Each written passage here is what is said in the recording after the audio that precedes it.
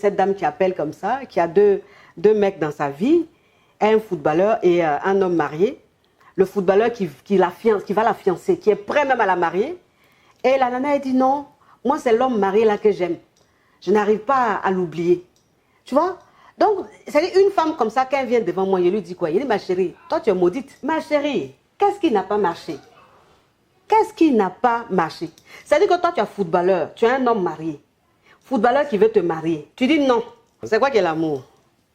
Il y a l'amour, mais il faut être logique. C'est-à-dire que tu ne peux pas aimer un homme qui est pris. Un homme qui est occupé, qui est marié.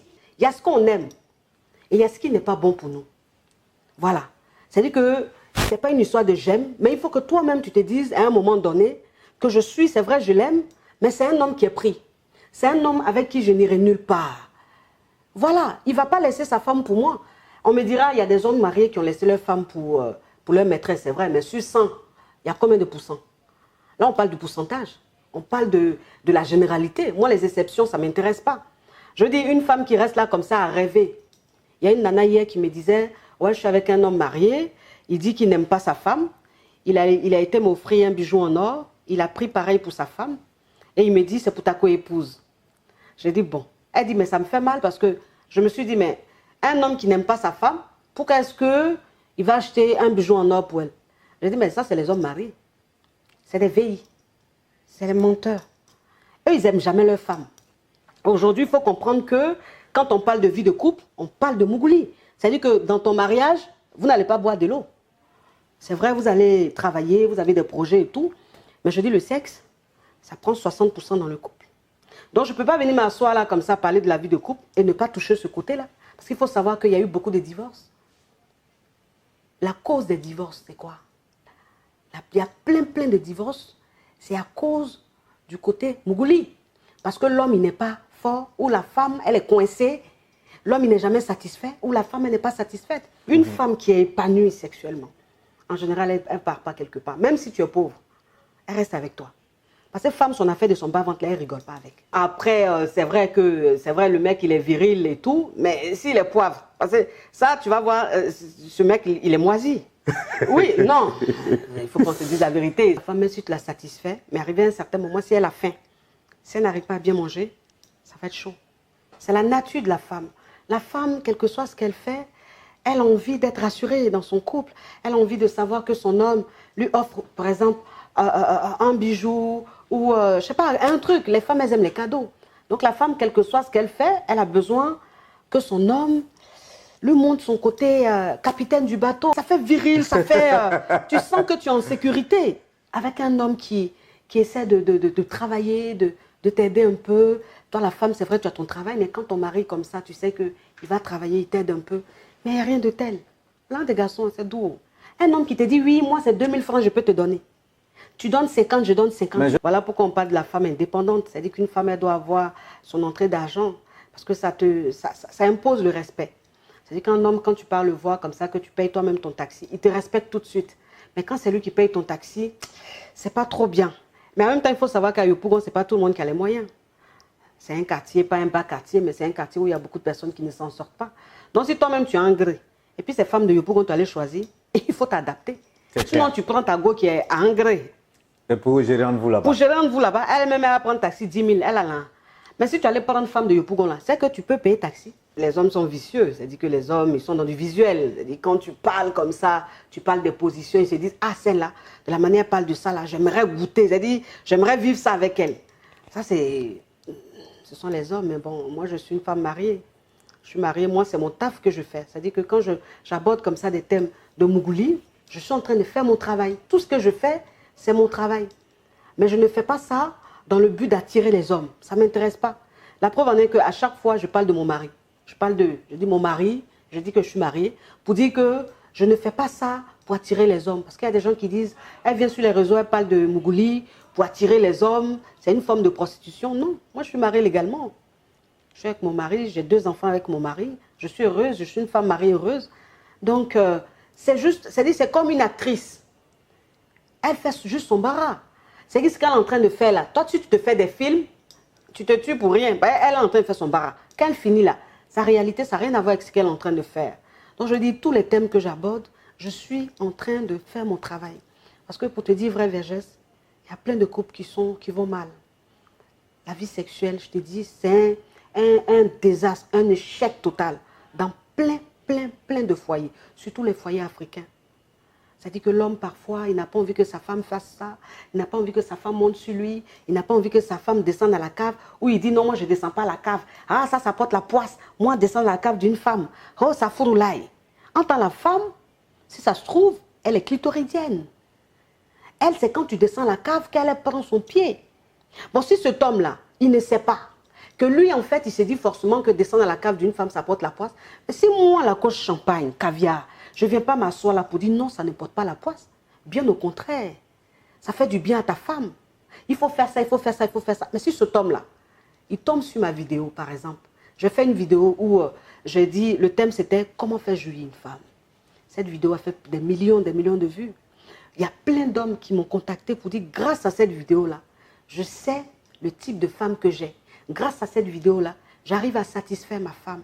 Mais si je ne parle pas de ça, ces personnes qui sont au bled, elles vont savoir comment. On me dit, oui, mais tu peux faire ça dans le privé. Je dis, mais dans le privé, est-ce que c'est tout le monde qui a par exemple 200 €, 300 € pour prendre une séance? Non. Donc il faut aussi que je passe par les réseaux sociaux pour enseigner ces personnes qui sont loin, qui n'ont pas les moyens. Je comprends un peu. On me trouve cru, on me trouve vulgaire, mais ce n'est pas grave. Je ne suis pas vulgaire. Je parle d'un sujet tabou. Parce que chez nous, les Africains, on ne doit pas parler sexualité. Quand tu parles sexualité, on te trouve vulgaire. On ne parle pas de ça, mais c'est vous-même qui êtes gâtés. C'est-à-dire qu'entre votre 4 murs, ce que vous faites là, c'est pire même que ce que moi j'ai dit.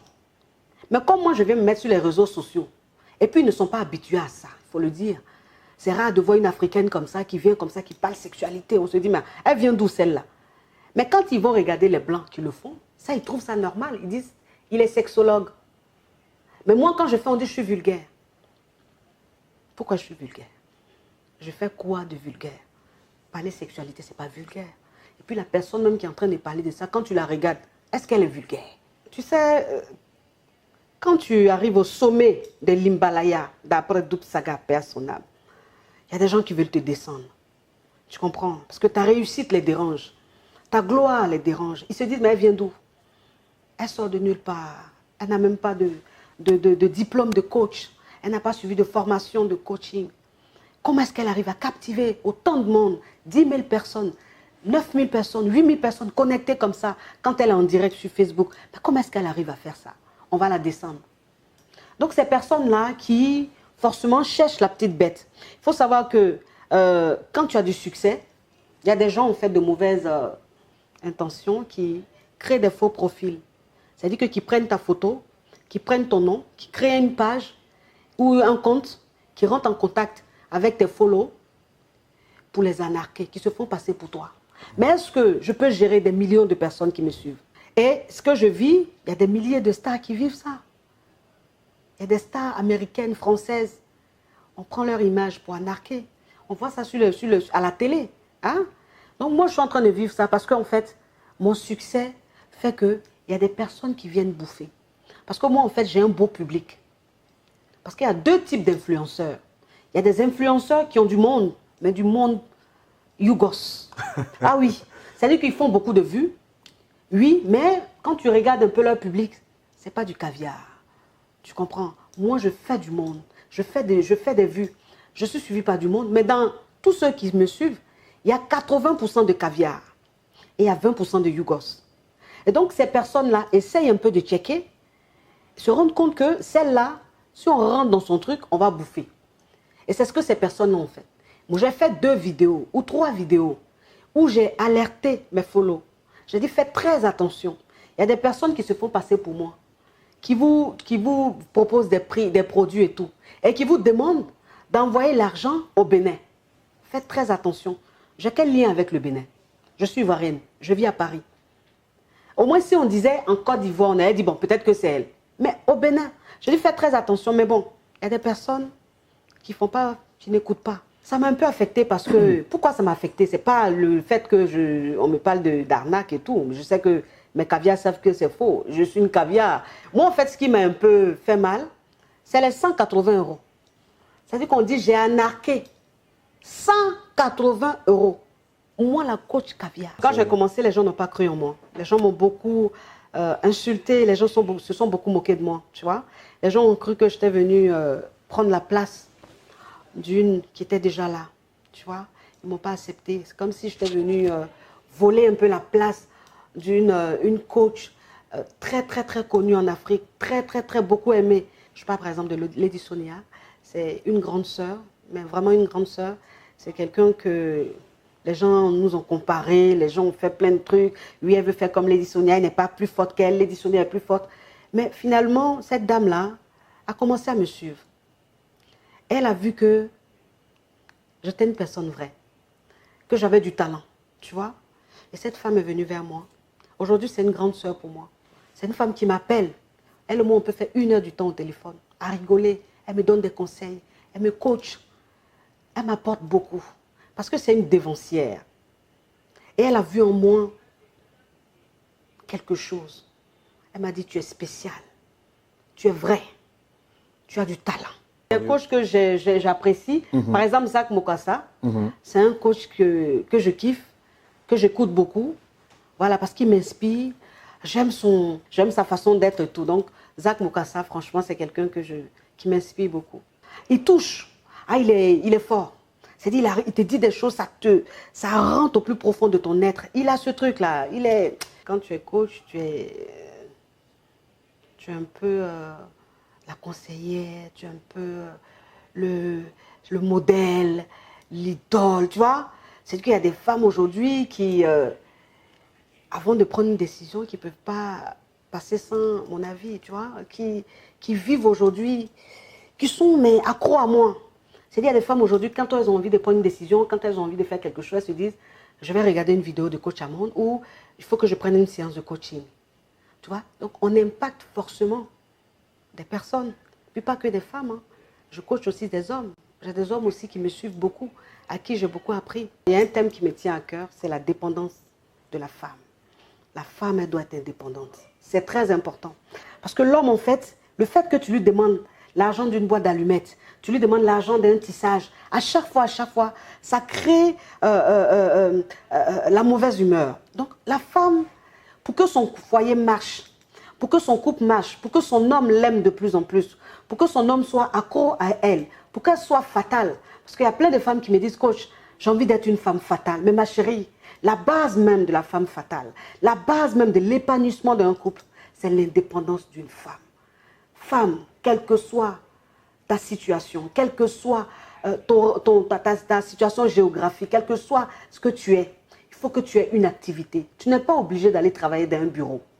Le peu que tu as, achète quelque chose, commence à faire ton commerce avec 100 000, avec 200 000, avec 100 euros, 1000 euros, avec 500 euros. On peut commencer à monter un business. Aujourd'hui, il y a les réseaux sociaux qui nous permettent en fait de faire vendre nos trucs. Donc toi, une femme, quel que soit ce que tu as, commence à avoir une activité. Reste pas là à compter sur ton mari. Reste pas là à attendre de ton mari. Non, un homme qui donne, c'est un homme arrivé à un certain moment qui commence à avoir des sauts d'humeur, qui commence à ne plus contrôler ce qui sort de sa bouche. Et en fait, c'est ce message-là que j'aimerais adresser aux femmes. L'indépendance, c'est la base. L'indépendance rend une femme libre. Ça épanouit une femme, ça la rend belle, ça la rajeunit. Elle vit, elle ne traverse pas la vie.